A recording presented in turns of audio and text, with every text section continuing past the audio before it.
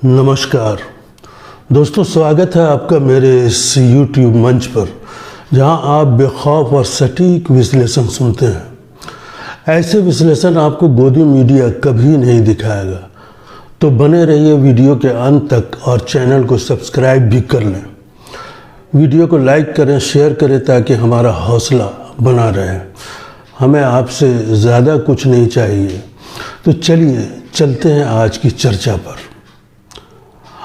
आज हम बात करेंगे भारतीय राजनीति के एक गंभीर मुद्दे पर, राजनीतिक भ्रष्टाचार और न्यायपालिका का कथित दुरुपयोग। हरियाणा में आगामी चुनाव के बीच कांग्रेस और आम आदमी पार्टी के बीच गठबंधन की बातचीत विफल हो गई। इस विफलता के पीछे एक गहरी राजनीतिक चाल की चर्चा है, जहां माना जा रहा है कि अरविंद केजरीवाल और नरेंद्र मोदी के बीच कोई गुप्त समझौता हुआ है और इसका असर सीधे न्यायपालिका पर भी देखा जा सकता है। दोस्तों, हरियाणा में चुनाव की तैयारी जोरों पर है और कांग्रेस ने चुनाव से पहले अरविंद केजरीवाल की पार्टी आप के साथ गठबंधन करने की कोशिश की, लेकिन आपने ये प्रस्ताव ठुकरा दिया, ऐसा लगता है। राजनीतिक विश्लेषकों का मानना है कि इस फैसले के पीछे नरेंद्र मोदी और केजरीवाल के बीच एक गुप्त समझौता हो सकता है। ये माना जा रहा है कि केजरीवाल हरियाणा में 100 उम्मीदवार उतारेंगे ताकि कांग्रेस के वोट काटे जा सके और बीजेपी की जीत सुनिश्चित की जा सके। कई राजनीतिक विश्लेषक मानते हैं कि नरेंद्र मोदी और केजरीवाल के बीच इस गुप्त डील का उद्देश्य बीजेपी को हरियाणा में फायदा पहुंचाना है।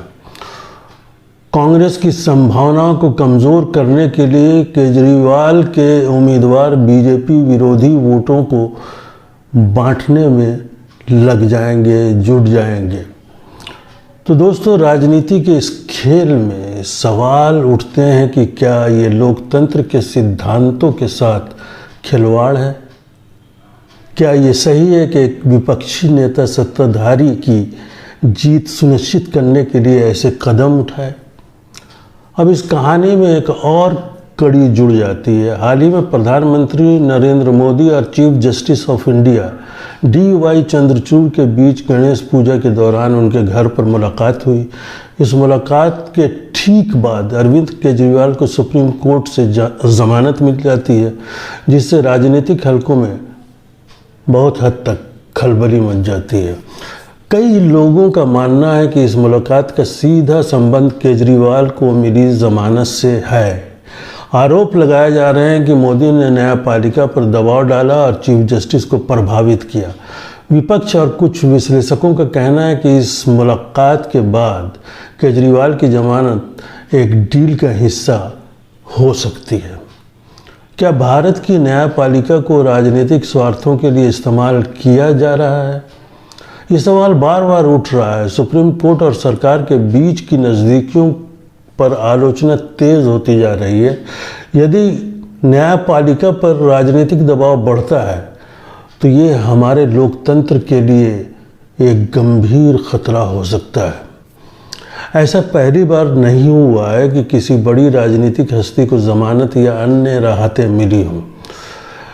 ऐसे कई उदाहरण पास्ट में भी हैं जब न्यायपालिका का इस्तेमाल राजनीति के लिए किया गया है और इस बार भी ये इस्तेमाल शायद हो रहा है।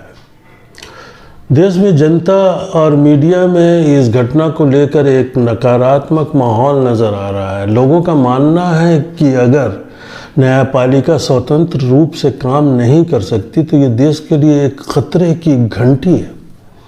अब सवाल ये उठता है कि हरियाणा चुनाव में केजरीवाल की रणनीति क्या रंग लाएगी? क्या उनके उम्मीदवार कांग्रेस के वोटों में सेंध लगाएंगे और बीजेपी की जीत की राह आसान कर देंगे? और क्या न्यायपालिका का इस खेल में कोई और रोल भी सामने आएगा? ये तो भविष्य के गर्भ में आने वाले दिनों में हम देखेंगे कि इस कथित समझौते का भारतीय राजनीति पर क्या असर होता है।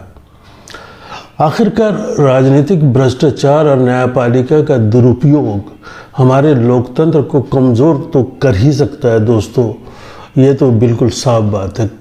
ये महत्वपूर्ण है कि जनता इस मुद्दे पर सजग रहे और इन घटनाओं का विश्लेषण करती रहे। न्यायपालिका का स्वतंत्र और निष्पक्ष रहना बेहद ज़रूरी है ताकि लोकतंत्र अपने मूल सिद्धांतों पर खड़ा रहे और संविधान की रक्षा होती रहे। आप इस मुद्दे पर क्या सोचते हैं दोस्तों? हमें अपने विचार कमेंट्स में ज़रूर बताएं और चैनल को सब्सक्राइब करना बिल्कुल ना भूलें। फिर मिलते हैं किसी अगले विश्लेषण में एक नई वीडियो के साथ। तब तक के लिए नमस्कार।